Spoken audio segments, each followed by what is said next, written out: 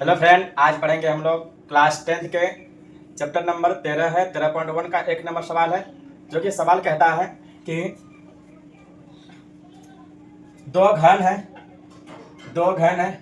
और दो घनों में से प्रत्येक घन का जो है आयतन दिया गया है 64 सेंटीमीटर क्यूब। तो सबसे पहले हम दो घन बनाएंगे।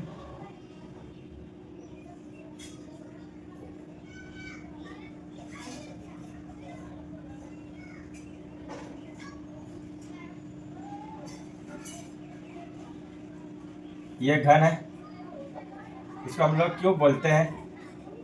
और इसी में से एक घन और दोनों को एक घन और है जो दोनों मिला हुआ है, एक घन और बनाना है।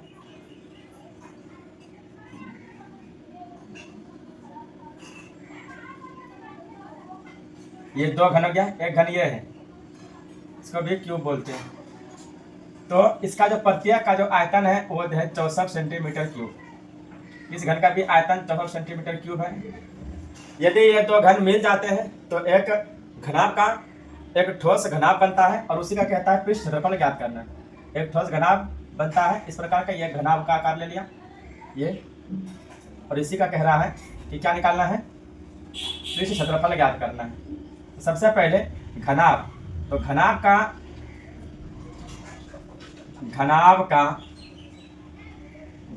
क्या होता है, लंबाई होता है, चौड़ाई होता है और ऊंचाई होता है।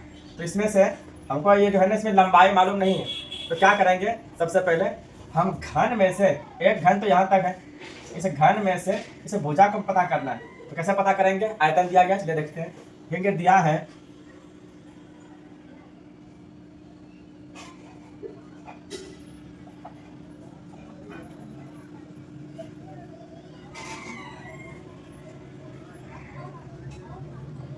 प्रत्येक घन का आयतन 64 सेंटीमीटर क्यूब है। सबसे पहले क्या करेंगे, हम इसका भुजा पता करेंगे, यहाँ से लेकर यहाँ तक की भुजा कितना है, यहाँ तक, क्योंकि घनाभ निकालना है ना, तो घनाभ में हमको एल बी और एच चाहिए। तो एल तो यहाँ तक की दूरी होगा, तो पहले घन का निकाल लेते हैं, घन की भुजा कितना होता है, तो आयतन होता है भुजा क्यूब। तो भुजा क्यूब यहाँ रख दिए, इधर है 64 सेंटीमीटर क्यूब। तो भुजा निकालना है, तो 64 सेंटीमीटर क्यूब इधर है। तो ये जो इसका घनमूल निकालना पड़ेगा, इससे भुजा निकल गया कितना, 64 का निकालेंगे तो आ जाएगा 4 सेंटीमीटर, क्योंकि 4 गुना 4 गुना 4 गुना करेंगे तो आ जाएगा 64। उसमें से घर में क्या नहीं है, हमें घनमूल में 3 में 3 गो अगर आता है, तीन संख्याओं का तीन में से एक बाहर करते हैं, तो यहाँ बाहर कर दी। तो इस हिसाब से हम देखते हैं कि ये तुम्हारा कितना हो गया, ये आ गया 4 सेंटीमीटर। इस हिसाब से यदि ये भी 64 सेंटीमीटर क्यूब है तो इसका ये भुजा कितना हो जाएगा, 4 सेंटीमीटर। इस प्रकार हम कह सकते हैं कि अगर हम घनाभ में जाएं तो घनाभ की लंबाई कितना हो गया, 4 + 4 8, हम लिख सकते हैं। तो इस प्रकार